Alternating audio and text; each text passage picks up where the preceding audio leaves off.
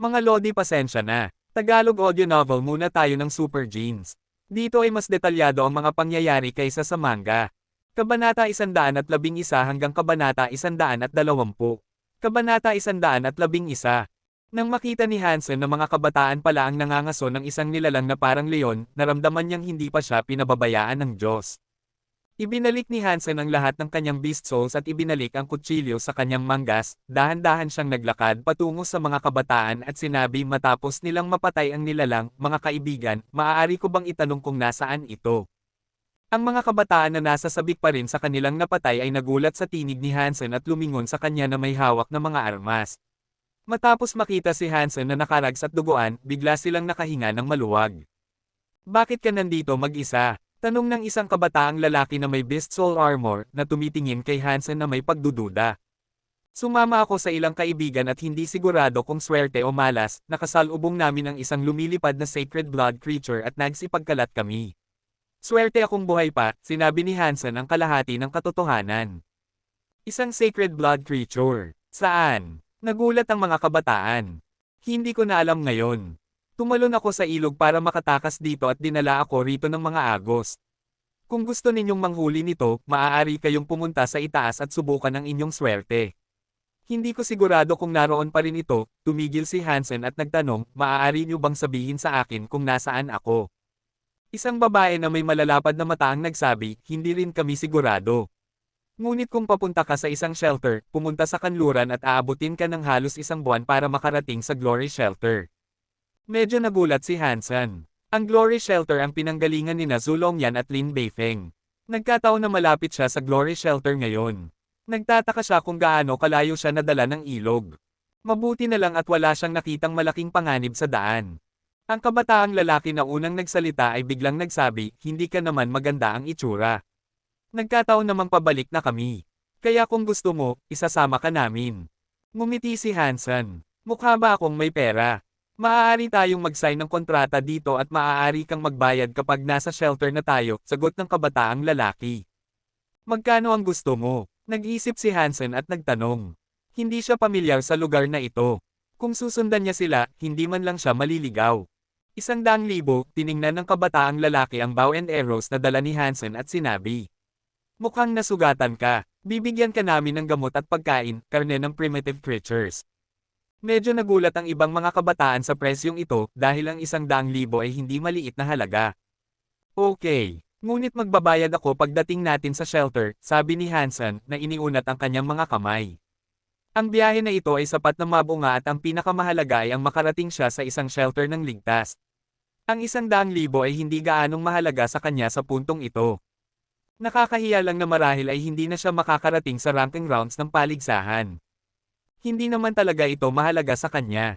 Kahit na hindi siya pumunta, magkakaroon pa rin siya ng ika-10 pwesto at magkakaroon ng pantay na karapatan sa isang random na Sacred Blood Beast Soul.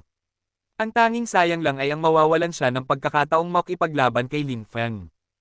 Kahit na mawawalan siya ng laban, nakakuha siya ng isa pang Sacred Blood Beast Soul, na mas kaakit-akit kay Hansen kaysa sa kanyang rango. Kahit na makuha niya ang unang pwesto, wala namang dagdag na gantimpala. Kaya, kung pipili ulit si Hansen, sasama pa rin siya. Maganda sana kung hindi siya napasok sa ganoong pagmamadali. Deal. Masayang kinuha ng kabataang lalaki ang panulat at papel upang gumawa ng simpleng kontrata. Matapos pumirma si Hansen, binigyan siya nito ng pagkain at tubig.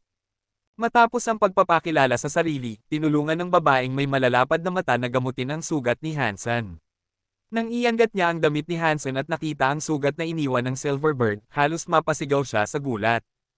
Isang sugat na isang talampakan ng haba ang kumalat sa likod ni Hansen na ang laman ay napunit. Halos tumigil na ang pagdurugo. Naisip ni Hansen na mabuti na lang at nasa tubig na siya at ang kanyang backpack at Sacred Blood Armor ay nagbigay ng proteksyon nang umatake ang ibon kaya hindi nasaktan ang kanyang gulugod. Kung hindi, matagal na siyang namatay. Ang sugat ay mukhang nakakatakot. Gayunpaman, malakas ang kanyang pangangatawan at jadeskan. Kahit na walang gamot, ang kanyang sugat ay hindi lalala. Nilinis ng babae ang kanyang sugat gamit ang alak at binyandahan ito. Sinabi ng lahat ng kabataan na maswerte si Hansen na buhay pa. Pinutol ng mga lalaki sa grupo ang katawan ng nilalang na parang leon, pumili ng mga sanga, gumawa ng apoy, at naglagay ng mga piraso ng karne dito para ay barbecue. Nagbahagi sila ng isang piraso kay Hansen pagkatapos itong maluto. Kinuha ni Hansen ang karne at kinain ito. Kailangan niyang makakuha ng enerhiya. Primitive creature Yellow Lion's Meat eaten. 0 primitive geno point gained. Naging pamilyar na si Hansen sa mga kabataan matapos na makasama sila sa loob ng 2 araw. Hindi sila masasamang tao. Dahil sila ay mula sa mahihirap na pamilya at walang espesyal sa kanila, hindi sila nakapasok sa mga malalaking gang.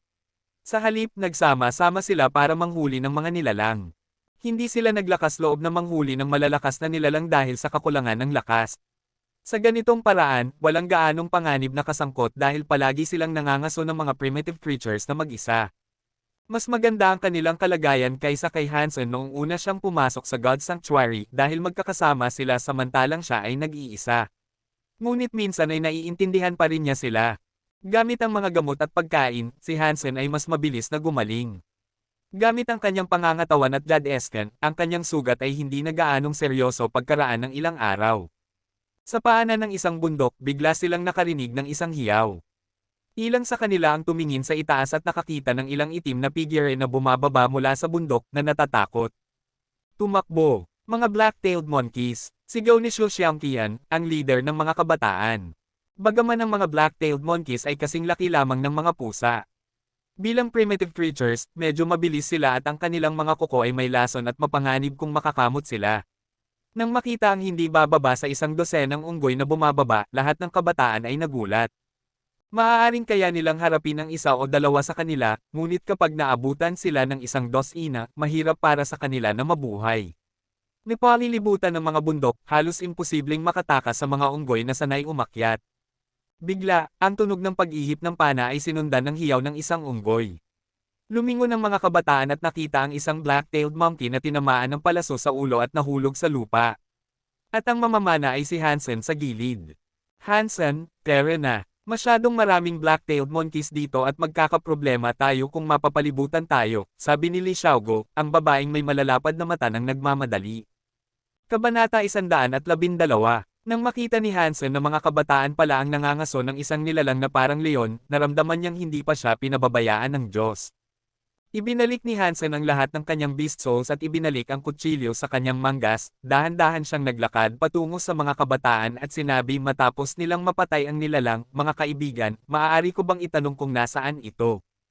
Ang mga kabataan na nasa sabik pa rin sa kanilang napatay ay nagulat sa tinig ni Hansen at lumingon sa kanya na may hawak na mga armas. Matapos makita si Hansen na nakarags at duguan, bigla silang nakahinga ng maluwag. Bakit ka nandito mag-isa? Tanong ng isang kabataang lalaki na may beast soul armor na tumitingin kay Hansen na may pagdududa. Sumama ako sa ilang kaibigan at hindi sigurado kung swerte o malas, nakasalubong namin ang isang lumilipad na sacred blood creature at nagsipagkalat kami. Swerte akong buhay pa, sinabi ni Hansen ang kalahati ng katotohanan. Isang sacred blood creature. Saan? Nagulat ang mga kabataan. Hindi ko na alam ngayon. Tumalon ako sa ilog para makatakas dito at dinala ako rito ng mga agos. Kung gusto ninyong manghuli nito, maaari kayong pumunta sa itaas at subukan ang inyong swerte. Hindi ko sigurado kung naroon pa rin ito, tumigil si Hansen at nagtanong, maaari niyo bang sabihin sa akin kung nasaan ako? Isang babae na may malalapad na mata ang nagsabi, hindi rin kami sigurado. Ngunit kung papunta ka sa isang shelter, pumunta sa kanluran at aabutin ka ng halos 1 buwan para makarating sa Glory Shelter. Medyo nagulat si Hansen. Ang Glory Shelter ang pinanggalingan ni Zhu Longyan at Lin Beifeng. Nagkataon na malapit siya sa Glory Shelter ngayon. Nagtataka siya kung gaano kalayo siya nadala ng ilog. Mabuti na lang at wala siyang nakitang malaking panganib sa daan. Ang kabataang lalaki na unang nagsalita ay biglang nagsabi, hindi ka naman maganda ang itsura. Nagkataon namang pabalik na kami. Kaya kung gusto mo, isasama ka namin. Ngumiti si Hansen. Mukha ba akong may pera? Maaari tayong mag-sign ng kontrata dito at maaari kang magbayad kapag nasa shelter na tayo, sagot ng kabataang lalaki. Magkano ang gusto mo? Nag-isip si Hansen at nagtanong. Hindi siya pamilyar sa lugar na ito. Kung susundan niya sila, hindi man lang siya maliligaw. 100,000, tiningnan ng kabataang lalaki ang bow and arrows na dala ni Hansen at sinabi. Mukhang nasugatan ka. Bibigyan ka namin ng gamot at pagkain, karne ng primitive creatures. Medyo nagulat ang ibang mga kabataan sa presyong ito dahil ang 100,000 ay hindi maliit na halaga. Okay. Ngunit magbabayad ako pagkatapos nating makarating sa shelter, sabi ni Hansen na iniunat ang kanyang mga kamay. Ang biyahe na ito ay sapat na mabunga at ang pinakamahalaga ay ang makarating siya sa isang shelter ng ligtas. Ang 100,000 ay hindi gaanong mahalaga sa kanya sa puntong ito. Nakakahiya lang na marahil ay hindi na siya makakarating sa ranking rounds ng paligsahan. Hindi naman talaga ito mahalaga sa kanya. Kahit na hindi siya pumunta, magkakaroon pa rin siya ng ika-10 pwesto at magkakaroon ng pantay na karapatan sa isang random na Sacred Blood Beast Soul. Ang tanging sayang lang ay ang mawawalan siya ng pagkakataong makipaglaban kay Lin Feng. Kahit na mawawalan siya ng laban, nakakuha siya ng isa pang Sacred Blood Beast Soul, na mas kaakit-akit kay Hansen kaysa sa kanyang rango. Kahit na makuha niya ang unang pwesto, wala namang dagdag na gantimpala. Kaya, kung pipili ulit si Hansen, sasama pa rin siya. Maganda sana kung hindi siya napasok sa ganoong pagmamadali. Deal. Masayang kinuha ng kabataang lalaki ang panulat at papel upang gumawa ng simpleng kontrata. Matapos pumirma si Hansen, binigyan siya nito ng pagkain at tubig. Matapos ang pagpapakilala sa sarili, tinulungan ng babaeng may malalapad na mata na gamutin ang sugat ni Hansen. Nang iangat niya ang damit ni Hansen at nakita ang sugat na iniwan ng Silverbird, halos mapasigaw siya sa gulat. Isang sugat na isang talampakan ng haba ang kumalat sa likod ni Hansen na ang laman ay napunit. Halos tumigil na ang pagdurugo. Naisip ni Hansen na mabuti na lang at nasa tubig na siya at ang kanyang backpack at Sacred Blood Armor ay nagbigay ng proteksyon nang umatake ang ibon kaya hindi nasaktan ang kanyang gulugod. Kung hindi, matagal na siyang namatay. Ang sugat ay mukhang nakakatakot. Gayunpaman, malakas ang kanyang pangangatawan at jadeskan. Kahit na walang gamot, ang kanyang sugat ay hindi lalala. Nilinis ng babae ang kanyang sugat gamit ang alak at binyandahan ito. Sinabi ng lahat ng kabataan na maswerte si Hansen na buhay pa.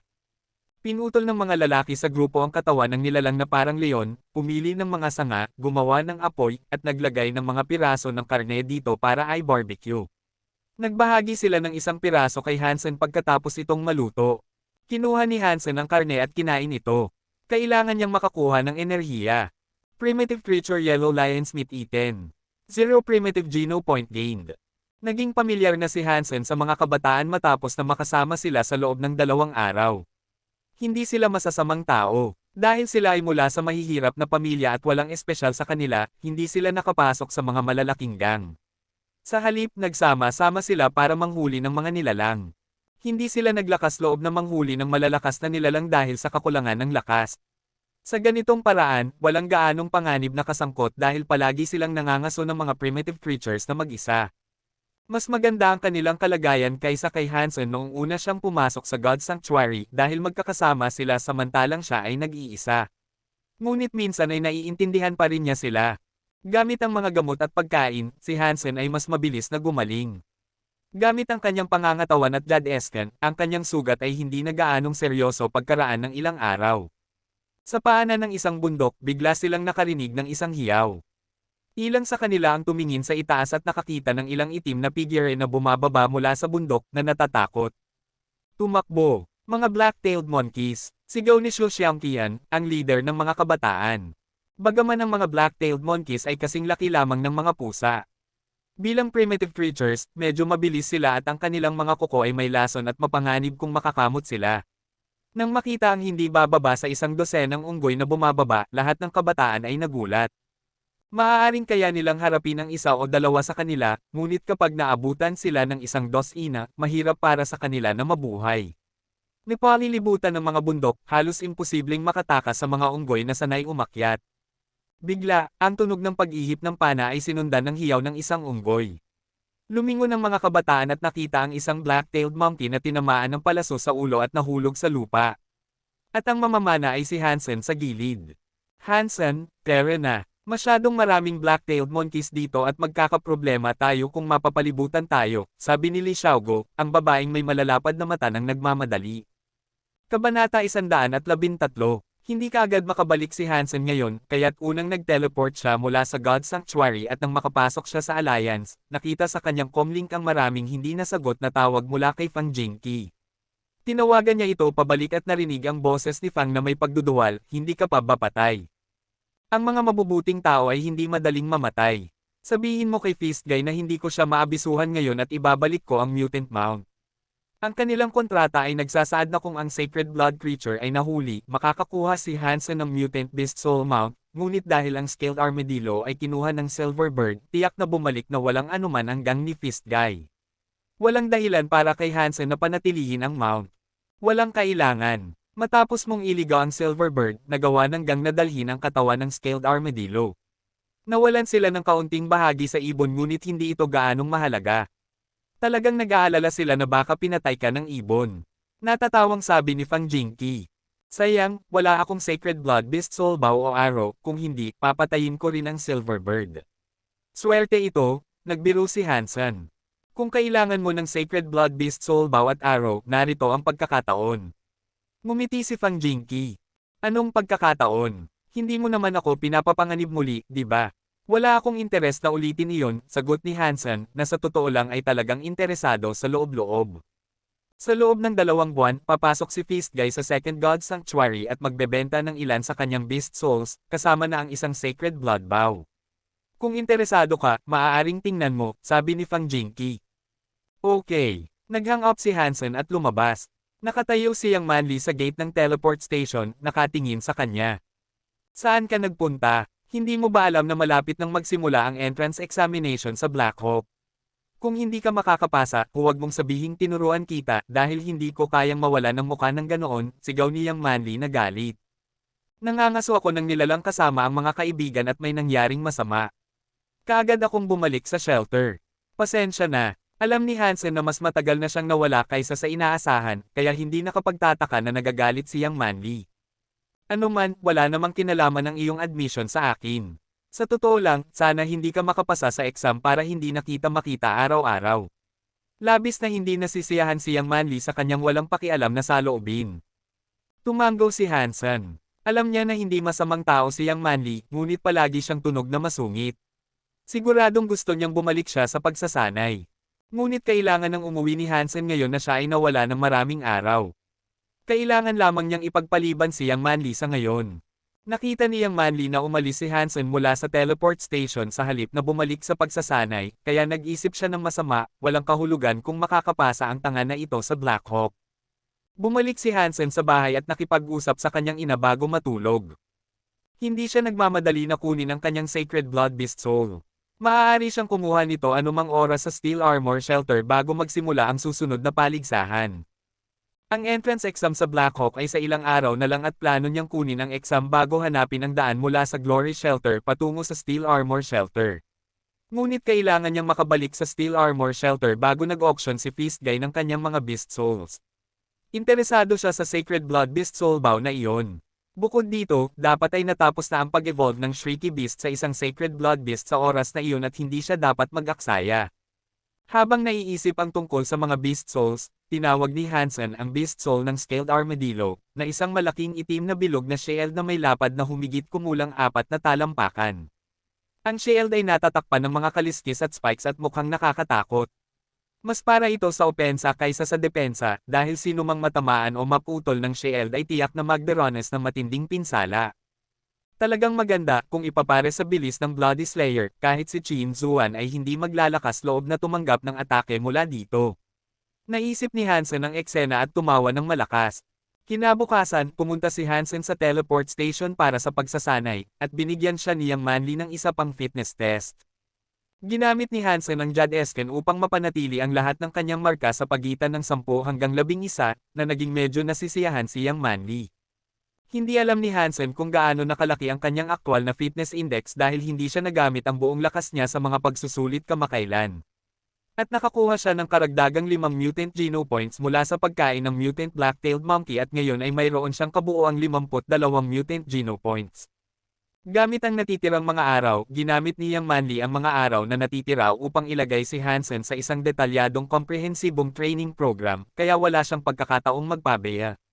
Bilang isang sundalo, kahit na hindi siya fan ni Hansen, ginawa pa rin niya ang lahat ng makakaya dahil ito ay utos mula kay Qin Zuan na sanayin siya.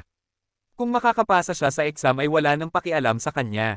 Sa totoo lang, ayaw niyang makapasok si Hansen dahil naniniwala siya na si Dollar ang pinakamahusay na kandidato para sa Archer sa squad. Ngunit ang mga kinaroroonan ni Dollar ay hindi kailanman mahuhulaan at hindi niya man lang mahanap ito, kaya't hindi siya makapagsalita sa kanya, na nagdulot sa kanya ng labis na pagkabigo. Nang malapit nang magsimula ang entrance exam, si Chin Zuan bilang station master ay hindi makaalis sa teleport station upang samahan si Hansen patungong Plant Hawk kung saan naruroon ang Black Hawk Military Academy. Sa halip, ibinigay niya kay Hansen ang ticket sa interstellar spaceship at inutusan siyang kumuha ng exam. Nakausap na ni Hansen si Luo Sulan tungkol sa pagpasok sa Military Academy. Labis siyang sumusuporta sa kanyang desisyon. Kung makakapunta siya sa isang sikat na military school at makapagtapos, maaari siyang magsilbi bilang isang low-level officer sa halip na isang sundalo kahit na average lang ang kanyang mga grado. Sa ganitong paraan, hindi siya masyadong magdurusa at mas mataas din ang tsansa ng kanyang kaligtasan sa battlefield.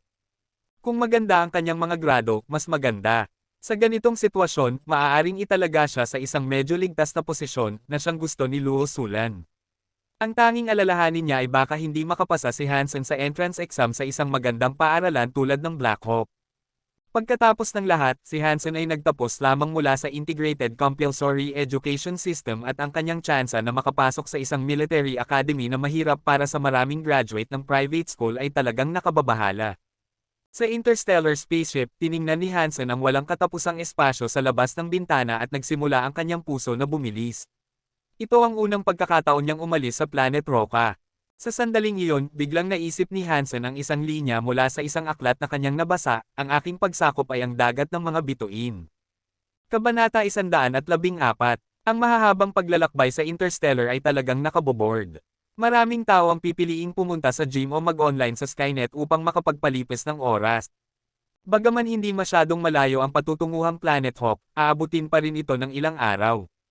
Naramdaman ni Hansen ang labis na pagkabor habang nakaupo mag-isa at nag-iisip kung dapat ba siyang pumunta sa gym.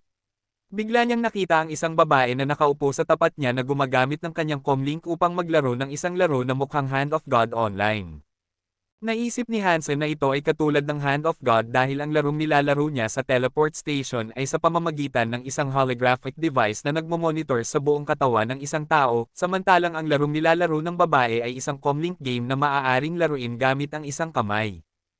Ang mga daliri ng babae ay mahahaba at maganda, mabilis na pinapindot ang mga spot sa paligid ng kanyang kamay. Ang hindi maintindihan ni Hansen ay kung ano ang kaibahan sa pagitan ng larong ito at ng larong nilaro niya. Bilang karagdagan sa mga light spots, mayroon ding holographic image ng isang palad na tumatama sa mga spot sa paligid na para bang sinusubukan nitong talunin ang babae sa mga ito. Pinanood ni Hansen ng ilang sandali at halos naintindihan niya na ito ay isang online mini version ng laro na Hand of God. Ang larong nilalaro niya ay ang single-player version. Matapos ang kanyang round, nakita ng babae si Hansen na nakatitig sa kanya at binigyan siya ng malamig na tingin. Napansin ni Hansen na ang babae ay talagang kaakit-akit. Siya ay kasing edad o mas matanda pa sa kanya. Suot ang uniforming mukhang uniform, may magandang mukha na parang porcelain doll na may maliliit na pulang labi at maitim na buhok. Nakita ng babae na patuloy pa ring nakatingin si Hansen sa kanya at sinadyang umiwas, na nagpatuloy sa paglalaro ng kanyang laro. Tumayo si Hansen, lumapit sa babae, at nagtanong na may ngiti, "Ikaw ba ay mula sa Black Hawk?" Lumingon ang babae at tumingin kay Hansen, bahagyang nagulat. "Pumapasok ka rin ba sa Black Hawk?" "Hindi pa, mag-a-apply ako," sagot ni Hansen. Nang marinig ng babae ang kanyang sagot, tila nawalan siya ng interes sa kanya. Maraming aplikante ang pumapasok sa Black Hawk bawat taon at ang admission rate ay mas mababa sa 1,000. Naisip niya na linya lamang ito ni Hansen. Nakakita na siya ng maraming tao na katulad niya at hindi na siya nagulat. "Kuya, ano ang larong nilalaro mo?" Mukha itong katulad ng Hand of God, umupo si Hansen sa tabi ng babae at nagpatuloy sa pag-uusap.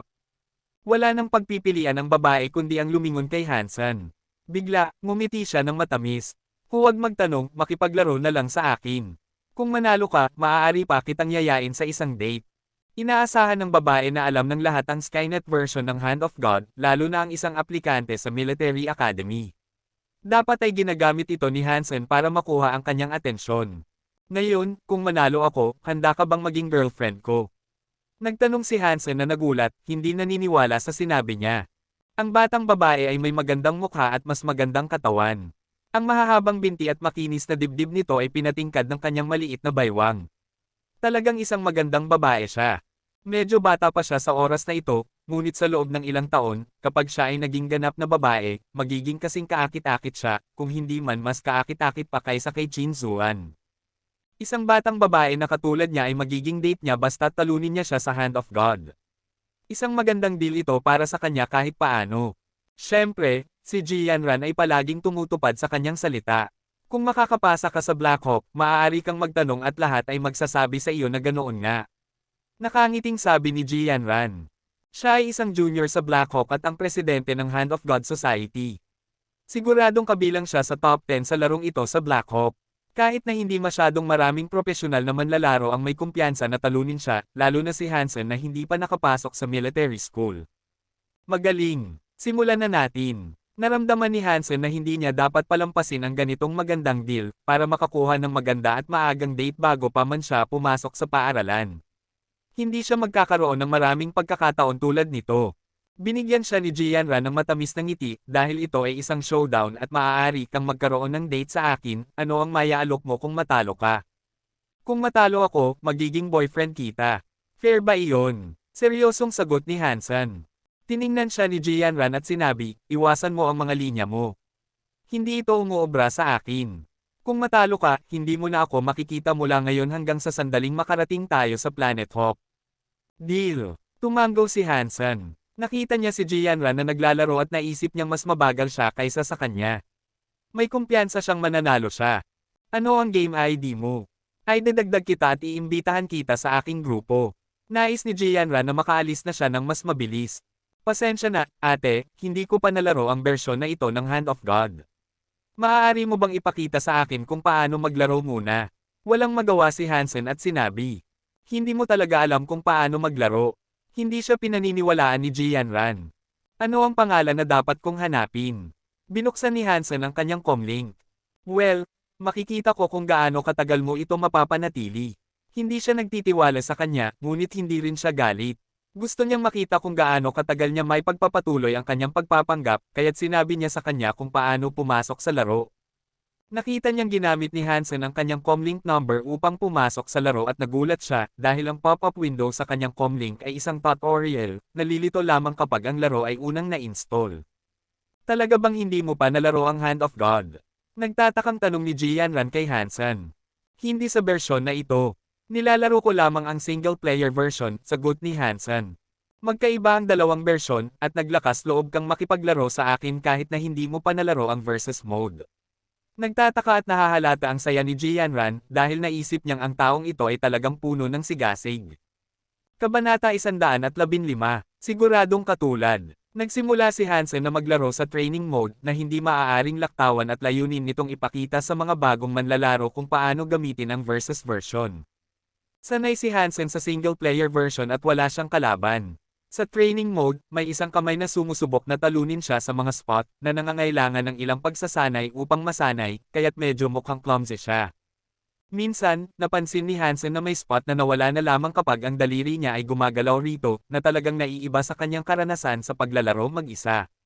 Bilang karagdagan sa pagbibigay pansin sa mga spot, kailangan din niyang bigyang pansin ang kilos at intensyon ng kabilang kamay. Nakita ni Jianran na naglalaro siya sa training mode at nahulog sa pagkabigla. Napaka-rookie niya na wala siyang ideya kung saan siya kumuha ng lakas ng loob na hamanin siya, ang presidente ng Hand of God Society. Mukhang medyo hamon nga. Maaari ba akong mag-practice muna bago makipaglaro sa iyo? Tanong ni Hansen. Sige, kahit kailan. Naniniwala si Jianran na ang isang rookie na katulad niya ay hindi magiging katapat niya kahit na pagkatapos mag-practice ng isang semester. Gusto niyang ipakita sa kanya ang kaunting awa para kapag natalo siya, wala siyang dahilan upang abalahin siya ulit. Nakakuha si Hansen ng pahintulot ni Jianran at bumalik sa kanyang upuan upang maglaro online. Agad niyang natuklasan na ang versus version ay mas masaya kumpara sa single-player version. Sa paglalaro ng mag-isa, kailangan lamang niyang maging mabilis, habang sa versus version, maraming mga salik ang idinagdag, kabilang ang kung ano at kailan gagalaw ang kalaban, na ginagawang mas masaya ang laro. Naglaro si Hansen ng ilang rounds at unti-unting na-master ang versus version. Sa katunayan, basta't may kasanayan at kakayahang maghusga ng tama, mas madali ang versus version. Sa huli, ang single-player version ay nakatuon sa bilis at sa versus version, ang kailangan mo lang ay mas mabilis kaysa sa iyong kalaban. Kung mahina ang iyong kalaban, talagang madali lang manalo. Sinubukan lamang ni Hansen na pag-aralan ang laro mismo at hindi niya inisip ang resulta, kaya't natalo siya ng 5 beses na sunod-sunod. Naglaro si Hansen ng isang huling round nang ganap na niyang maunawaan ang mga trick. Ang kanyang kalaban ay hindi man lang nakatama ng isang spot at nagwagi siya ng buo. Naramdaman na handa na siya, lumapit si Hansen kay Jianran at sinabi, "Ate, handa na ako. Maaari mo ba akong idagdag? Ano ang ID mo?" Hindi nagbigay ng anumang komento si Jianran. Sigurado siyang mananalo at ang natitira na lamang ay ang pagpapaalis sa nakakainis na langaw na ito. "Win a girlfriend," sinabi ni Hansen ang kanyang ID. Nakatitig ng masama si Jianran kay Hansen, ngunit hindi siya nagsalita. Walang halaga, hindi siya matatalo ni Hansen anuman ang pangalan ng ID na ginamit niya. Nakita ni Hansen ang isang friend request at ang ID name ay souvenir. Tiningnan ni Jianran ang record ni Hansen at nakita niyang natalo siya ng 5 sa 6 na rounds. Wala siyang ideya kung saan magsisimula kaya't wala siyang sinabi. Nag-set up siya ng online game room at password at iniimbitahan si Hansen na pumasok. Sa sandaling pumasok si Hansen sa kwarto, pinili ni Jianran ang isang level at sinimulan ang laban. Sa pagtatapos ng countdown, isang holographic image ang na-projected mula sa kanyang comlink. Bukod sa imahe na parang crystal ball, mayroon ding imahe ng magandang kamay ni Jianran. Nakita ni Jianran ang isang spot na nagliliwanag at agad siyang gumalaw ng daliri upang hawakan ito, ngunit bago pa man niya magawa iyon, nakita niyang may daliri ng kanyang kalaban na nakatama rito at nawala ang spot. Hindi siya nabahala at inisip na swerte lang si Hansen. Ang spot na iyon ay mas malapit sa kanyang palad sa anumang kaso. Nang lumitaw ang pangalawang spot, tinarget niya ito sa buong bilis, ngunit nang ang kanyang maliit na daliri ay malapit ng hawakan ito, isang daliri mula sa holographic image ang muli niyang nataman. Ding! Nawala ang spot at nakakuha si Hansen ng isa pang punto, at ang score ni Jianran ay nanatiling 0. Napatigil si Jianran ngunit naniniwala pa rin na swerte lang ito. Isang rookie na katulad niya ay hindi kailanman magiging mas mahusay sa kanya. Ngunit nang lumitaw ang pangatlong spot, muling nawala ang spot na nais niyang pindutin. Nagngangalit si Jianran dahil sa pagkakataong ito ay malinaw na nakita niyang tina-target ni Hansen siya na tanging ang spot na nais niyang pindutin ang kanyang tinutok. "Brat, ipapakita ko sa iyo na hindi mo dapat galawin ang isang babae mula sa Black Hawk." Ganap na nakatutok si Jianran sa pagkakataong ito at handang turuan si Hansen ng leksyon. Inisip pa rin niyang nawala lamang ang ilang puntos dahil sa kanyang kapabayaan. Gayunpaman, nang mangyari ang parehong bagay sa ika-4 na spot, wala pa ring nakuha ni isang punto si Jianran. Lalo siyang nagagalit. Ang kanyang mga payat na daliri ay masiglang sumasayaw, ngunit anuman ang spot na tinarget niya, laging nauna ang kanyang kalaban. Ding ding ding! Patuloy na umuugong ang tunog ng mga spot na nataman. Nagtataka si Jianran habang hindi man lang siya nakakuha ng isang punto. Nakuha ni Hansen ang lahat. Imposible, hindi ito posible. Sa pagtatapos ng laro, nagulat si Jianran sa score, 59 minuto pasado alas 12. Sinubukan niyang 59 na beses at 59 na beses siyang nahadlangan. Nakatuon si Hansen sa lahat ng spot na nais niyang tamaan. Tanging iyon lamang ang kanyang tinarget. Ngunit hindi makapaniwala si Jianran na bilang presidente ng Hand of God Society, hindi siya makakakuha ng kahit isang punto na tila hindi kapanipaniwala. Paano kaya nagagawa ito ng sinuman? Kahit si Jing, na pinakamagaling na manlalaro sa Black Hawk, ay hindi magagawa ito, hindi pa man ang batang ito na hindi pa nakapasok sa Black Hawk. Sa pag-iisip nito, nagngalit si Jianran. Dahil naisip niya ang isa pang posibilidad. Ayon sa alamat, isang hacker ang nagdisenyo ng cheating device ng Hand of God, na maaaring 100% na hadlangan ang kalaban na makakuha ng anumang puntos, eksaktong nangyari. Dapat ay ginamit ni Hansen ang cheating device na ito sa kanilang laro. Mas lalo pang naniwala si Jianran sa kanyang iniisip. Walang ibang makakapaliwanag kung paano niya nahadlangan ang lahat ng kanyang mga puntos. Hindi talaga maaring maging napaka-eksakto ng isang tao. Kahit na may ilan na makakamit ito, ang isang batang hindi pa nakapasok sa military school ay hindi isa sa kanila. Kabanata 116. Sa akin, nanalo na ako, di ba? Lumapit si Hansen na may ngiti. Ang pagkakaroon ng ganitong magandang girlfriend sa kanyang pagpasok sa paaralan ay tiyak na magiging dahilan ng kanyang pagmamayabang. Gumamit ka ng cheating device, kaya hindi ito bilang, sagot ni Jianran na galit. Cheating device. Medyo nagulat si Hansen. Tigilan mo ang pagpapanggap. Nahadlangan mo ang lahat ng aking mga puntos at tila hindi ito totoo. Kung hindi dahil sa cheating device, paano mo nagawa iyon? Biglang bumuhos ang kanyang mga mata, na tila sinasabi, nakita ko na ang iyong kahihiyan. Hindi ko alam kung ano ang cheating device. Ipinakilala ni Hansen ang kanyang mga kamay. Patuloy ka sa pagpapanggap kung gusto mo. Sigurado si Jianran na nag-cheat si Hansen. Kung hindi mo ako pinaniniwalaan, maaari tayong maglaro ulit, sabi ni Hansen. May cheating device ka, kaya kahit gaano pa karaming beses tayong maglaro, ganun pa rin ang magiging resulta, bumulong si Jianran na may pagdududa. Naghahanap si Hansen ng paraan upang ipakita na wala siyang cheating device. Kung gusto mo, tingnan mo ang aking comlink. Maaari mong suriin kung mayroon akong cheating device na naka-install. Wala akong ideya kung paano ito gumagana o kung saan mo ito itinatago. Tiyak si Jianran na nag-cheat si Hansen at may punto siya. Ang kanyang pagganap ay talagang mukhang nag-cheat. Ang kakayahan niyang maghula at ang kanyang mga reflexes ay napakalakas na kahit si Dongmo ay hindi makakatapat sa kanya, lalo na si Jianran. Naramdaman ni Hansen na siya ay inaapi, ngunit hindi siya maniniwala si Jianran. Kung gayon, paano kita mapapaniwalaan na hindi ako nag-cheat? Walang magawa si Hansen at ipinakita ang kanyang mga kamay. Madali lang. Kapag nakarating tayo sa Black Hawk, maaari tayong maglaro ulit gamit ang propesyonal na kagamitan roon at kung mananalo ka pa rin, maniniwala akong hindi ka nag-cheat at tutuperin ko ang aking pangako, sabi ni Jianran na may kumpiyansa.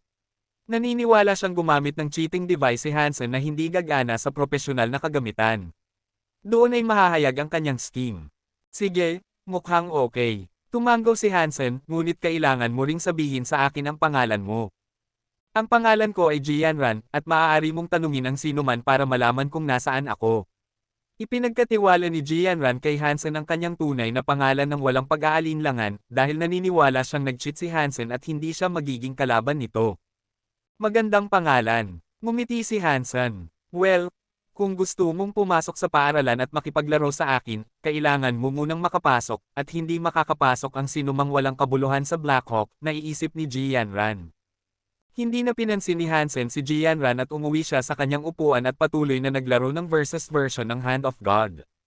Naglaro lamang siya laban kay Jianran dahil masaya ito at hindi siya talaga nag-isip na makakakuha siya ng magandang girlfriend, kaya hindi niya ito masyadong pinahalagahan.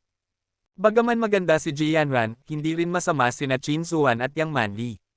Kaya hindi siya talagang nahulog kundi iniisip lamang na siya ay mukhang sweet at isang kawili-wiling babae. Wala nang gana si Jianran na maglaro. Binigyan niya si Hansen ng masamang tingin bago pumunta sa lounge at nagpahinga. Habang patuloy na naglalaro, unti-unti nang nawala ang pagkabore ni Hansen. Hindi na niya nakita si Jianran hanggang sa bumaba sila. Kinuha niya ang kanyang bagahe at sumakay sa isang pribadong luxury aircraft, binigyan siya ng isa pang masamang tingin bago umalis. Hindi pinansin ni Hansen iyon at nag-check-in sa hotel na nabook ni Qin Zuan para sa kanya, naghihintay na magsimula ang entrance exam. Ang mga military school ay naiiba mula sa kung paano sila noon. Sa panahong ito, maaaring kumuha ng entrance exam ang sinumang nagnanais na pumasok sa anumang military school. Hanggang ang sinuman ay kwalipikado ay matatanggap. Sa kondisyon ni Hansen, kaya niyang ipasa ang exam sa sarili niya. Ngunit dahil sa rekomendasyon ni Qin Zuan, makikinabang siya sa espesyal na enrollment program at makakaabot sa mas mababang pamantayan. Gayunpaman, sa kasong ito, kailangan niyang magpakitang gilas sa larangan ng archery. Walang hirap ito para kay Hansen. Kinontrol niya ang kanyang lakas upang umabot lamang sa pamantayan ng espesyal na enrollment, at hindi siya namutawi sa archery, simpleng natapos lamang ang gawain. Sa kabila nito, ang pagganap ni Hansen sa archery ay nananatiling nasa top 10. Sa panahong ito, napakakaunting tao ang nag-e-ensayo ng archery. Bagaman ang mga archer ay pinahahalagahan sa God Sanctuary, sa Alliance, ang sinumang sniper ay maaaring gumamit ng modernong armas upang patayin ang isang archer, kahit na mas mahirap ang matutunan ang archery. Bilang karagdagan sa mga espesyal na sinanay na sundalo, napakakaunting tao ang matututo ng archery sa kanilang sariling paraan at mas kakaunti ang talagang magaling dito. Ang dahilan kung bakit umiral ang espesyal na enrollment program ay dahil ang Department of Archery ng Black Hawk ay isa sa pinakamahina sa lahat ng military school sa Alliance, na isang kahihiyan para sa isang sikat na paaralan tulad ng Black Hawk. Kaya't sinusubukan nilang makakuha ng mga estudyanteng archer upang buhayin ang Department of Archery. Madaling tinanggap si Hansen sa Black Hawk bilang isang espesyal na estudyanteng nakatapos, dumaan siya sa ilang mga proseso at naging estudyante ng military school. Matapos ipagbigay alam ang resulta sa kanyang ina, hindi narinig ni Hansen si Luo Sulen na nagsalita ng mahabang panahon. Bahagya niyang narinig ang kanyang pag-iyak. Ang anak ko ay tinanggap sa isang sikat na paaralan, sabi ni Luo Sulen na may mga luha ng ligaya pagkaraan ng ilang sandali. Narinig ni Hansen ang kanyang boses at namasa ang kanyang mga mata. Napakaraming pinagdaanan ng kanyang ina sa mga nakaraang taon. Matapos ipaalam sa kanyang ina, tinawagan ni Hansen si Chin Suan at sinabi niyang basta-basta, binabati kita. Inasikaso ko na ang mga proseso para makapasok ka sa squad. Mula ngayon, ikaw na ang aking tao. Station Master, ano ang ginagawa ng squad? Nagtanong si Hansen na may interes. Mag-aalaga, nagbigay ng kakaibang tinig si Chin Suan. Mag-aalaga. Nagulat si Hansen at hindi naintindihan kung ano ang kinalaman ng isang espesyal na squad sa nurse o nanny. Ang aming gawain ay alagaan ang ilang espesyal na bata, tulad ni Yuan at Ching na kilala mo na. Sila rin ang aming mga kliyente. Sa pag-aalaga sa kanila sa God Sanctuary, makakakuha kami ng magagandang gantimpala. Halimbawa, ang mga S-Class licenses ng Saint Hall na hindi mabibili ay ibabayad sa iyo kung matatapos mo ang ilang mga gawain. Ipinaliwanag ni Chin Suan at pagkatapos ay sinabihan siya, may ilang mga formalidad na kakailanganin ang iyong lagda at may mga bagay na dapat mong tandaan. Ngunit talakayin natin ang mga detalye mamaya sa shelter. Ang pamilya ko, naisa nang itanong ni Hansen ang pinakamahalagang tanong. Ang ulat ay naisumit na. Sa loob ng isang linggo, ang iyong ina at kapatid na babae ay nasa ilalim ng proteksyon ng militar.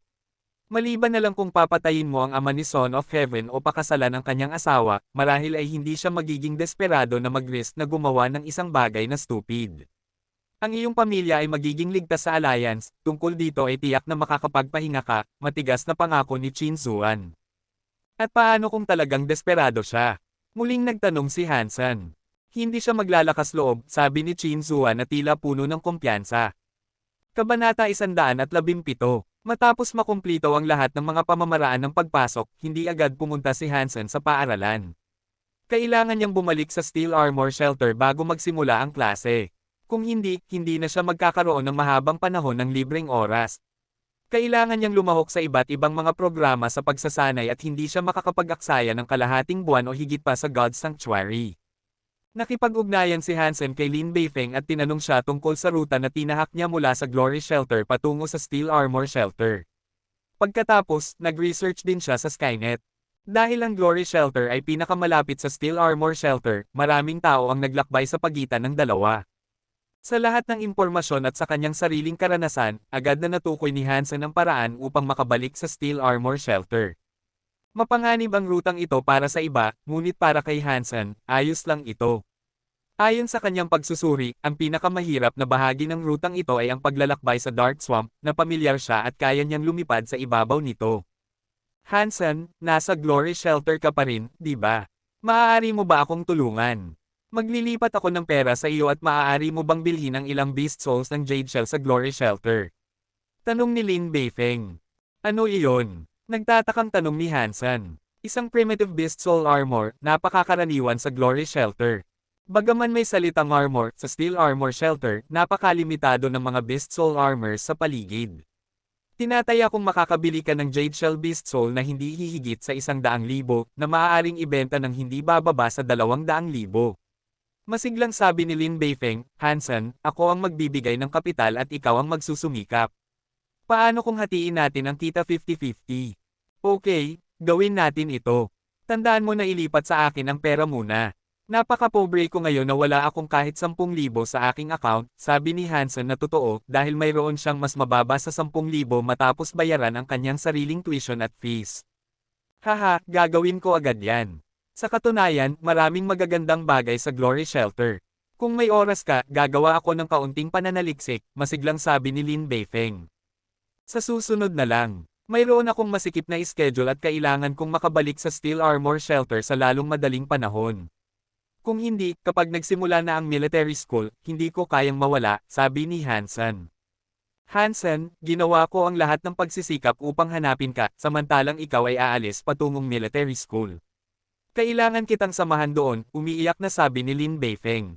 Bakit mo pinipilit ang sarili mong magduse? Sa mga pinansyal na yaman at koneksyon ng pamilya mo, hindi mo na kailangang pumunta sa harapan kahit na ikaw ay maglingkod. Huminto si Hansen at nagpatuloy, bukod dito, halos natapos na ang enrollment. Well, kalimutan na lang ito. Ipapadala ko sa iyo ang pera. Nalungkot si Lin Beifeng. Makalipas ang ilang sandali, natanggap ni Hansen ang pera mula kay Lin Beifeng. Umabot ito sa 20 milyon. Kahit na ang isang Beast Soul ay nagkakahalaga ng 100,000, maaari siyang bumili ng 200 Beast Souls. Bagaman ito ay isang napakakaraniwang uri ng Primitive Beast Soul, mahirap makakuha ng kasing dami ng 200. Dahil ayaw ni Hansen sayangin ang anumang oras, kailangan niyang makumplito ang pagbili sa isang araw. Kaya't naisip niyang maganda na makakuha ng 100.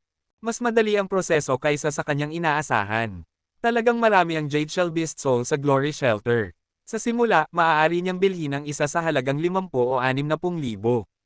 Sa kalaunan, ang pinakamataas na presyo na ibinayad niya ay 80,000 lamang. Sa loob ng isang araw, nakabili si Hansen ng 187 Jade Shell Beast Souls at ito ay isang kamanghamanghang numero. Kung mayroon pa siyang oras, tiyak na gugustuhin niyang gumugol ng mas maraming oras sa Glory Shelter. Kung makakabalik siya ng matagumpay sa pagkakataong ito, tiyak na babalik siya dito muli. Matapos maghanda para sa biyahe, sa wakas ay umalis si Hansen sa daan sa pagitan ng dalawang shelter. Ang paglalakbay ay hindi inaasahang naging maayos. At gaya ng inaasahan niya, ang parehong shelter ay nasa gilid ng Dark Swamp at ang mga daan mula sa bawat shelter patungo sa swamp ay medyo ligtas. Ang pinakamapanganib na bahagi ay nasa loob ng Dark Swamp, ngunit hindi na bago kay Hansen ang swamp.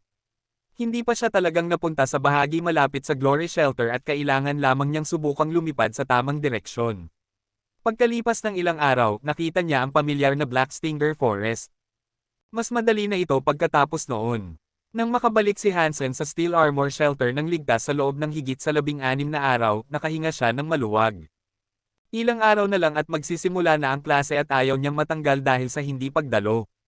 Nagawa niya makabalik ng mabilis sa maraming dahilan, kabilang na ang Mutant Beast Soul Mount na ibinigay sa kanya ni Fist Guy. Ang Mutant Three-Eyed Beast Mount ay kasing lakas ng isang toro at laging nagdadala sa kanya sa buong bilis maliban na lamang kapag siya ay lumilipad sa ibabaw ng swamp. Mas mabilis ito kaysa sa paglalakad niya. Kung hindi, baka hindi siya makabalik sa Steel Armor Shelter kahit sa loob ng isang buwan.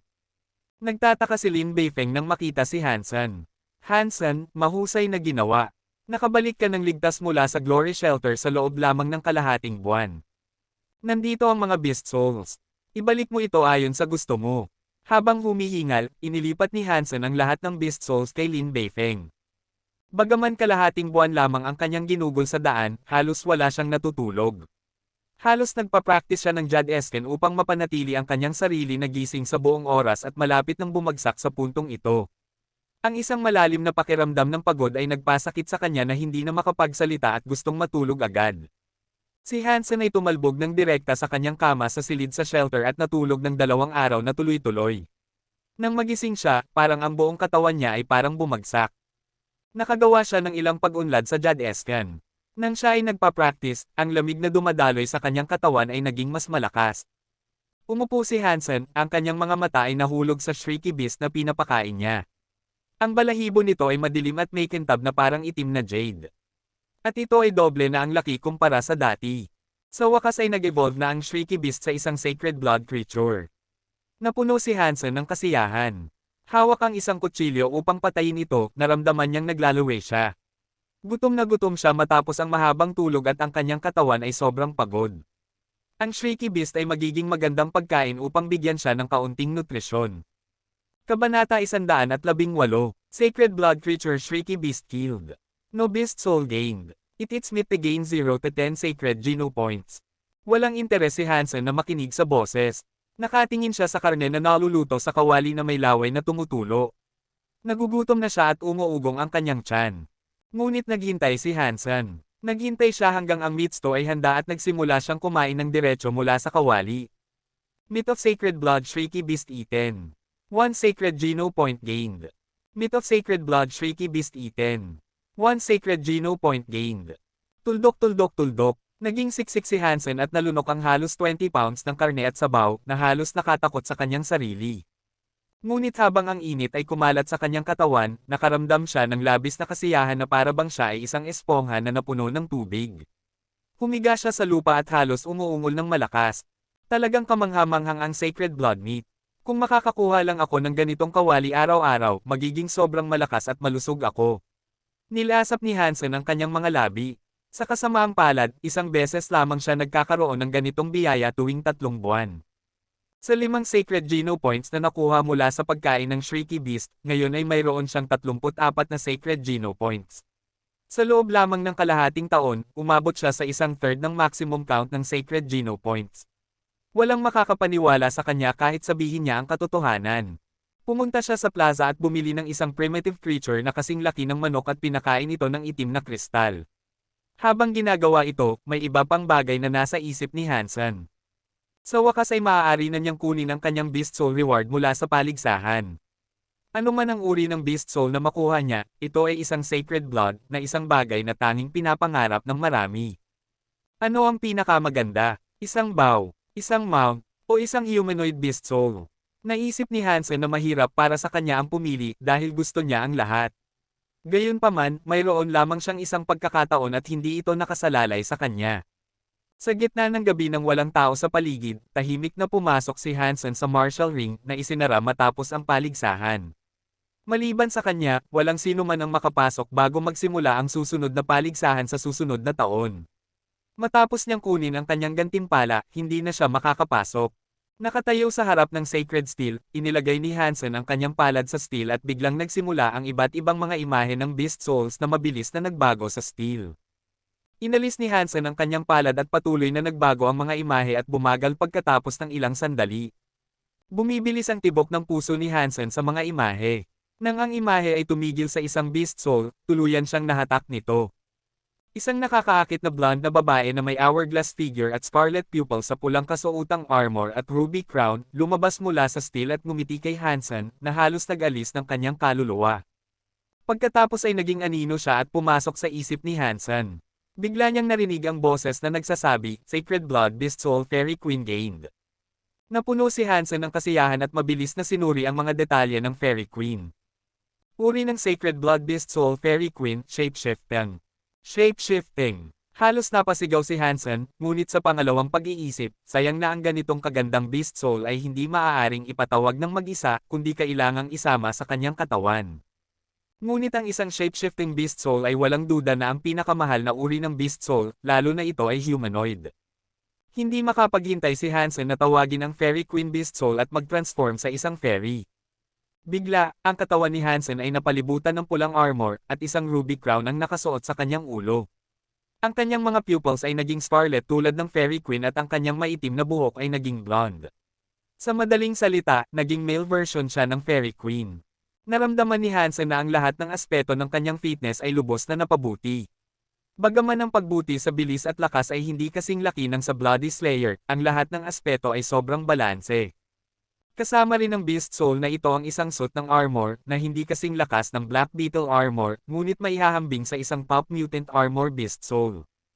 Ang Fairy Queen Beast Soul ay pinahusay ang kanyang kakayahan sa lahat ng aspeto sa isang balanseng paraan. Sa sorpresa ni Hansen, tila ang kanyang paningin ay naging napakalakas matapos ang pag-shapeshift sa Fairy Queen. Nakita niya kahit ang mga pinong linya ng isang bato na napakalayo mula sa kanya. Nararamdaman din niyang may kakaiba, parang ang lahat ay bumagal sa kanyang mga mata. Hindi alam ni Hansen kung ito ay kanyang ilusyon lamang. Ang tanging sayang ay kapag ginamit ang Fairy Queen, hindi siya makakagamit ng Bloody Slayer o Black Beetle armor. Ngunit hindi ito gaanong mahalaga dahil ang sariling armor ng Fairy Queen ay maganda rin. Ang pinakamagandang bahagi para kay Hansen ay maaari niyang gamitin ang Beast Soul na ito at mag-shapeshift sa kanyang totoong pagkatao at walang sino man ang makakaalam na ito ay gantimpala ni Dollar. Kaya, bilang si Hansen, maaari rin siyang gumamit ng isang makapangyarihang Beast Soul at hindi kailangang maging Dollar upang gamitin ang Bloody Slayer at Black Beetle armor. Ang Fairy Queen ay talagang kung ano ang kailangan ni Hansen ngayon. Ayaw niyang ituring na mahina ng mundo magpakailanman. Ang lahat ng mga fairy sa mga alamat at mitolohiya ay may mga pakpak. Kung ang Fairy Queen ay mayroon ding mga pakpak, magiging perpekto ito, naisip ni Hansen na may kasakiman. Matapos ang kasiyahan, tahimik na umalis si Hansen sa martial ring. 2 araw mula ngayon ang unang araw ng paaralan. Kailangan niyang magparehistro at pagkatapos ay pumunta sa kanyang dormitoryo. Ang Blackhawk ay isang military school, kaya ang mga alituntunin ay sumusunod sa mga pamantayang militar. Kapag nakapasok, ang isang estudyante ay hindi maaaring umalis sa paaralan at kinakailangang manatili sa dormitoryo, maliban sa mga holiday at espesyal na okasyon. Bagaman sapat na malaki ang Black Hawk upang italaga ang bawat estudyante sa kanyang sariling silid, 4 na estudyante ang kailangang magsama sa isang silid sa dormitoryo upang mapalakas ang kamalayan ng koponan at ang kolektibong pakiramdam ng karangalan. Ang mga kasamahan ni Hansen ay lahat ng espesyal na nakapasok na mga estudyante sa archery tulad niya. Si Hansen ang huling dumating sa dormitoryo. Ang tatlo ay nakalipat na ng ilang araw. Bro, bakit ka sobrang late? Hindi na kami makapaghintay. Nang lumipat si Hansen sa dormitoryo, ang kanyang tatlong kasamahan ay pumaligid sa kanya na parang isang grupo ng mga hooligan na subukang asarin ang isang dalaga. Ano ang gusto nyo? Awang-awa si Hansen na protektahan ang kanyang dibdib at tumingin sa kanila na may pag-aalinlangan. Bro, huwag kang matakot. Gusto lang naming pag-usapan kung sino ang dapat maging leader namin. Sa tingin ko, dapat umayon tayo sa edad. Ang pinakamatanda ang dapat maging leader. Alam naman nating lahat, ang karunungan ay lumalaki kasama ng edad. Kaya, magiging mahusay akong leader. Ang nagsasalita ay isang malaking tao na higit sa 6 na talampakan ang taas. Ang pag-ikot ng kanyang mga mata ay nagmumungkahi na maaaring hindi siya mapagkakatiwalaan, hindi katulad ng ipinapahiwatig ng kanyang muscular na katawan. Kabanata 119. Sa palagay ko, pareho lang. Nagsimula si Hansen na maglaro sa training mode na hindi maaaring laktawan at layunin nitong ipakita sa mga bagong manlalaro kung paano gamitin ang versus version. Sanay si Hansen sa single-player version at wala siyang kalaban. Sa training mode, may isang kamay na sumusubok na talunin siya sa mga spot na nangangailangan ng ilang pagsasanay upang masanay, kaya't medyo mukhang clumsy siya. Minsan, napansin ni Hansen na may spot na nawala na lamang kapag ang daliri niya ay gumagalaw rito, na talagang naiiba sa kanyang karanasan sa paglalaro mag-isa. Bilang karagdagan sa pagbibigay pansin sa mga spot, kailangan din niyang bigyang pansin ang kilos at intensyon ng kabilang kamay. Nakita ni Jianran na naglalaro siya sa training mode at nahulog sa pagkabigla. Napaka-rookie niya na wala siyang ideya kung saan siya kumuha ng lakas ng loob na hamonin siya, ang presidente ng Hand of God Society. Mukhang medyo hamon nga. Maaari ba akong mag-practice muna bago makipaglaro sa iyo? Tanong ni Hansen. Sige, kahit kailan. Naniniwala si Jianran na ang isang rookie na katulad niya ay hindi magiging katapat niya kahit na pagkatapos mag-practice ng isang semester. Gusto niyang ipakita sa kanya ang kaunting awa para kapag natalo siya, wala siyang dahilan upang abalahin siya ulit. Nakakuha si Hansen ng pahintulot ni Jianran at bumalik sa kanyang upuan upang maglaro online. Agad niyang natuklasan na ang versus version ay mas masaya kumpara sa single-player version. Sa paglalaro ng mag-isa, kailangan lamang niyang maging mabilis, habang sa versus version, maraming mga salik ang idinagdag, kabilang ang kung ano at kailan gagalaw ang kalaban, na ginagawang mas masaya ang laro. Naglaro si Hansen ng ilang rounds at unti-unting na-master ang versus version. Sa katunayan, basta't may kasanayan at kakayahang maghusga ng tama, mas madali ang versus version. Sa huli, ang single-player version ay nakatuon sa bilis at sa versus version, ang kailangan mo lang ay mas mabilis kaysa sa iyong kalaban. Kung mahina ang iyong kalaban, talagang madali lang manalo. Sinubukan lamang ni Hansen na pag-aralan ang laro mismo at hindi niya inisip ang resulta, kaya't natalo siya ng 5 beses na sunod-sunod. Naglaro si Hansen ng isang huling round nang ganap na niyang maunawaan ang mga trick. Ang kanyang kalaban ay hindi man lang nakatama ng isang spot at nagwagi siya ng buo. Naramdaman na handa na siya, lumapit si Hansen kay Jianran at sinabi, Ate, handa na ako. Maaari mo ba akong idagdag? Ano ang ID mo? Hindi nagbigay ng anumang komento si Jianran. Sigurado siyang mananalo, at ang natitira na lamang ay ang pagpapaalis sa nakakainis na langaw na ito. Win a girlfriend, sinabi ni Hansen ang kanyang ID. Nakatitig ng masama si Jianran kay Hansen, ngunit hindi siya nagsalita. Walang halaga. Hindi siya matatalo ni Hansen anuman ang pangalan ng ID na ginamit niya. Nakita ni Hansen ang isang friend request at ang ID name ay souvenir. Tiningnan ni Jianran ang record ni Hansen at nakita niyang natalo siya ng 5 sa 6 na rounds. Wala siyang ideya kung saan magsisimula kaya't wala siyang sinabi. Nag-set up siya ng online game room at password at iniimbitahan si Hansen na pumasok. Sa sandaling pumasok si Hansen sa kwarto, pinili ni Jianran ang isang level at sinimulan ang laban. Sa pagtatapos ng countdown, isang holographic image ang na-projected mula sa kanyang comlink. Bukod sa imahe na parang crystal ball, mayroon ding imahe ng magandang kamay ni Jianran.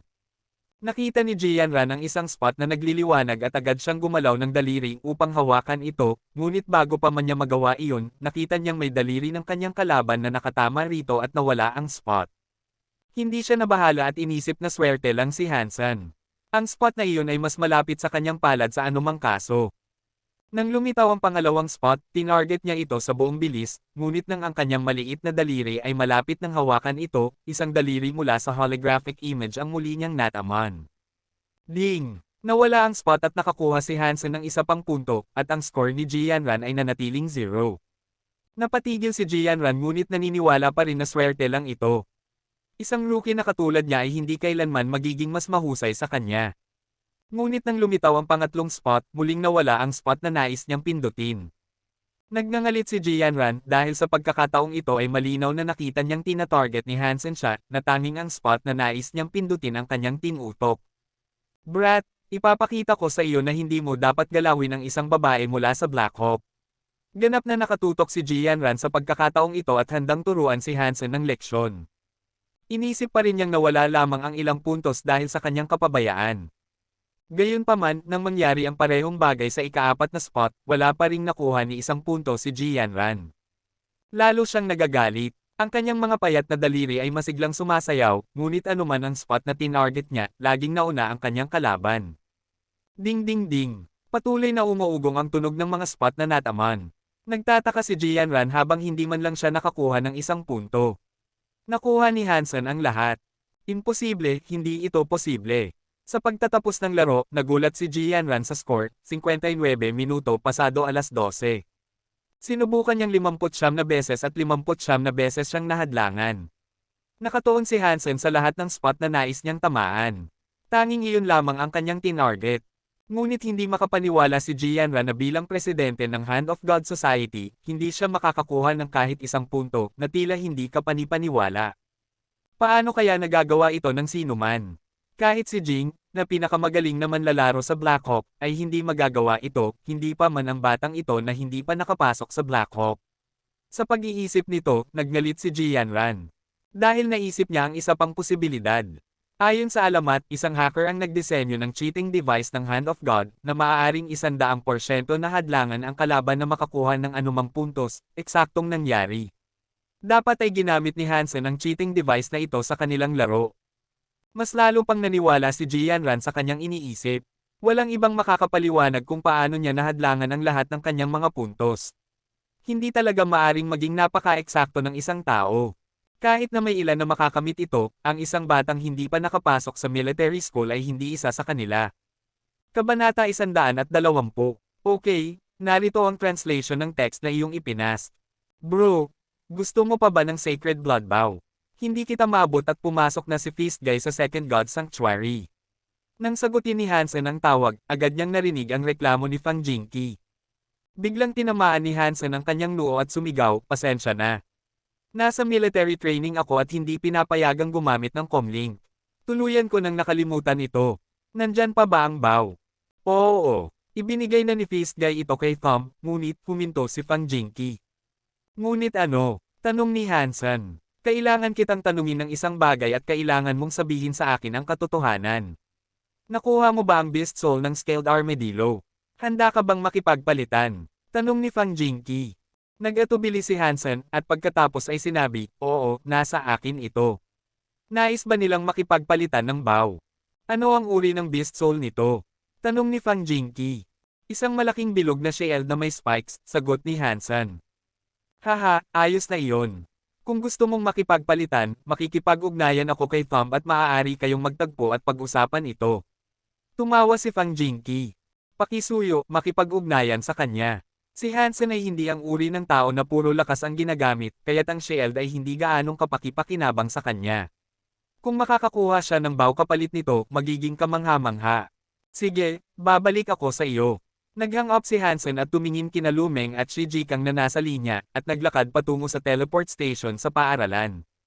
Ang nilalang na sinimulan niyang pakainin bago ang military training ay dapat na nag-evolve na sa isang sacred blood creature sa panahong ito.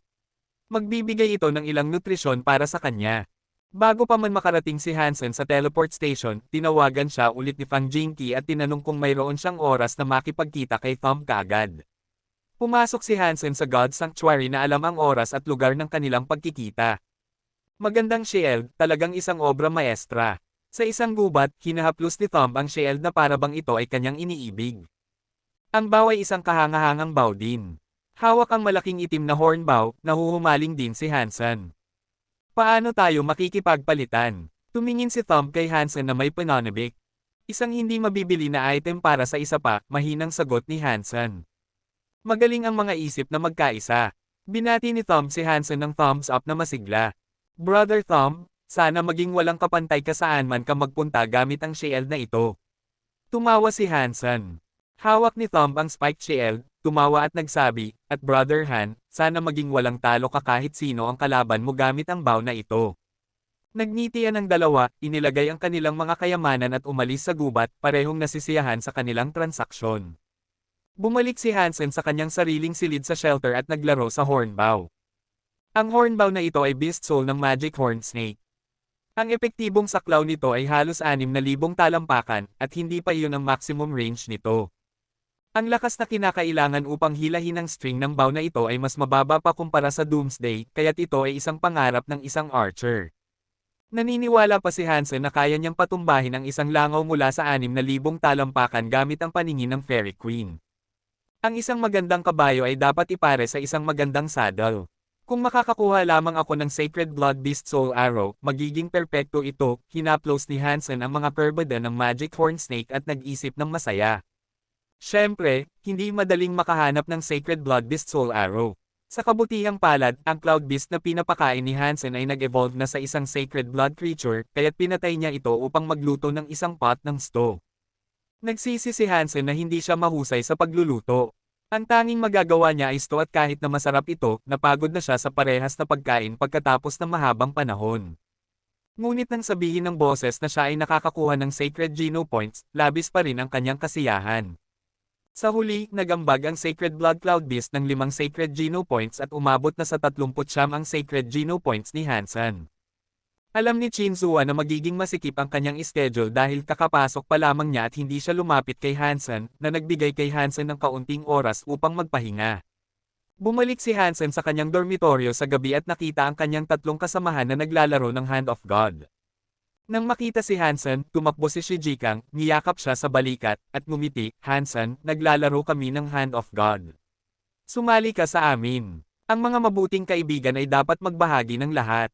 Sumama ka, sabi ni Lumeng na may pag-aalinlangan. Anong gusto nyo? Tanong ni Hansen. Basta, sumali ka na. Para masaya, sabi ni Shijikang. Okay, sa Skynet ba?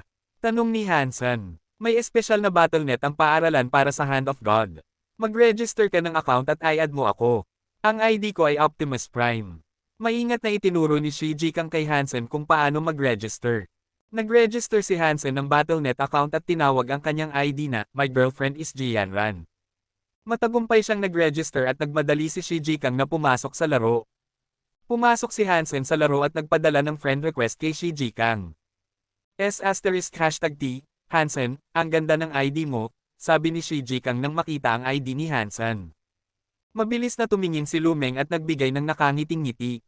Hansen, nag-a-ask ka ng problema sa Battle.net gamit ang ID na ito. Lahat ng naglalaro sa larong ito ay iniisip na Diyosa si Jianran. Hindi ko alam na ganito ka-ambisyoso. Gusto ko ito. Tumingin si Zhang Yang at pinatong ang kamay niya sa balikat ni Hansen na parang nasiyahan. Well, tigilan na ang kalokohan. Hayaan mo akong talunin ka, hindi. Mag-practice tayo. Napaka-excited ni Shijikang at nagkamali siya nang sinabi at agad na ituwid ang sarili. Coming. Tinanggap ni Hansen ang imbitasyon ni Shijikang at pumasok sa kanyang game room. Pinili ni Shijikang ang hirap at sinimulan ang laro. Matapos ang countdown, opisyal na nagsimula ang laro. Hindi interesado sina Lumeng at Zhang Yang na manood ng laban at bawat isa ay nakahanap ng ibang kalaban online at nagsimula ng makipaglaban. Napaka-excited ni Shijikang habang patuloy siyang natatalo kina Zhang Yang at Lumeng sa laro buong hapon at sa wakas ay nagkaroon siya ng tiwala sa sarili sa paglalaro kay Hansen. Naisip niya na dapat siyang maging mas magaan kay Hansen sa unang round kung sakaling sumuko si Hansen ng masyadong maaga.